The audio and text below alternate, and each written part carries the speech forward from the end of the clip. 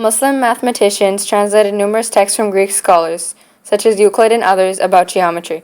Based on these texts, Muslims built on what was learned, leading to mathematical concepts such as geometric proofs. The knowledge acquired from these studies was used in Islamic art, astronomy, and architecture.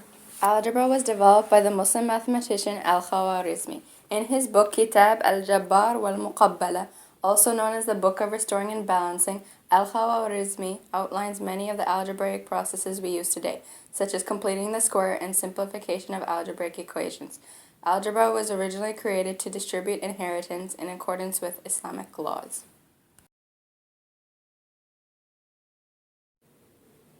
It has been universally acknowledged that plane and spherical trigonometry were founded by Muslims who developed much of it. The Greeks and other advanced nations of the ancient world were not well informed of this essential branch of mathematics. Al-Khwarizmi has made valuable contributions to this branch of mathematics as well. His trigonometric tables, which deal with sine and tangent, were translated into Latin in 1126 AD.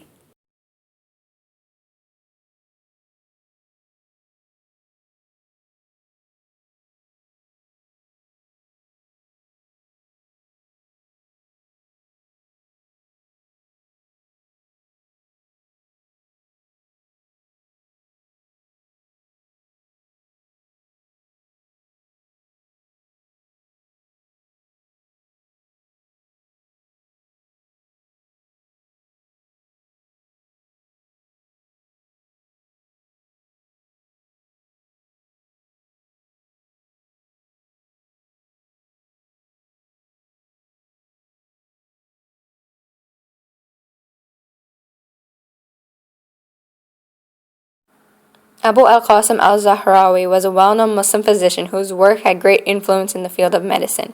Of all his books, the most influential was the one dedicated to surgery. In it, he provides detailed explanations of how to perform specific surgeries. He emphasizes the need for all surgeons to be well versed in general medicine, anatomy, and the writings of medical philosophers.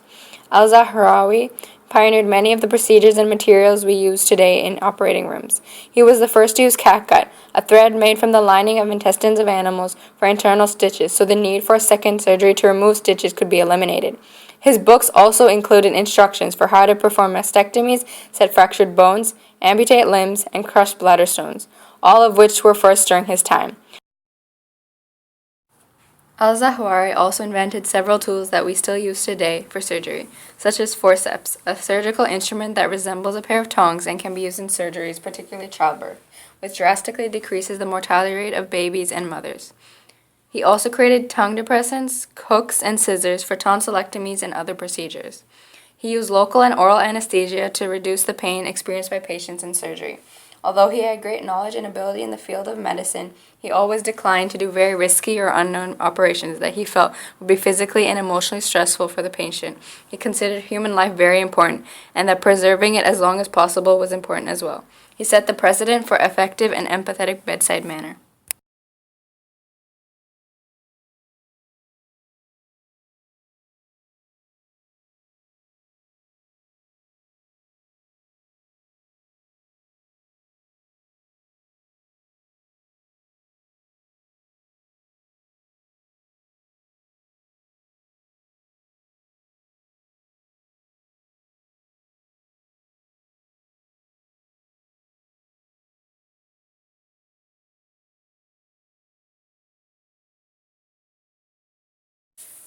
Islam as a religion placed a very strong emphasis on the education of all people. As a result, its followers sought to make education integrated into society and accessible to all people.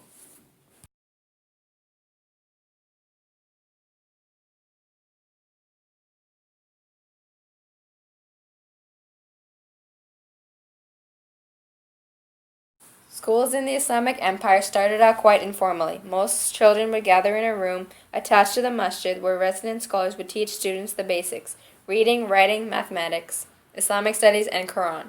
To further their studies, students would attend a formal madrasa in a neighboring Muslim large merchant city, named such as Fatima Damascus, al-Fihri in Aleppo, or 859 Cairo. CE founded the Cairo first in the modern university, 1100s had University of 75 Al-Qarin formal in Fez, madrasas. Morocco, which is still open today.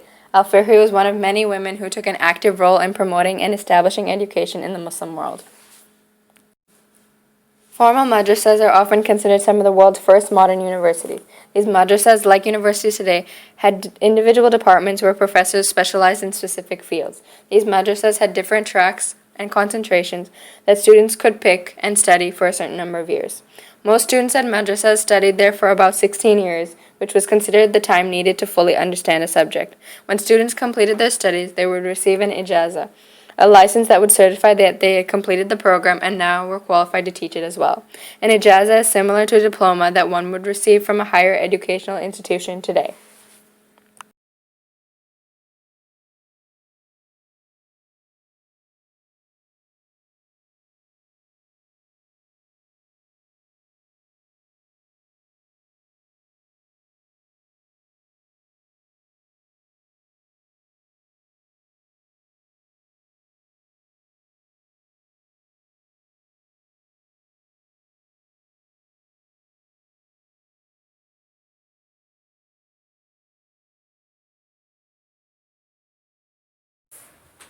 During the reign of the Islamic Empire, Muslim scholars made great progress in the fields of mathematics, medicine, and education. They worked with ancient texts from Greeks and others to gain a better understanding of the world and increase the standard of living across the globe.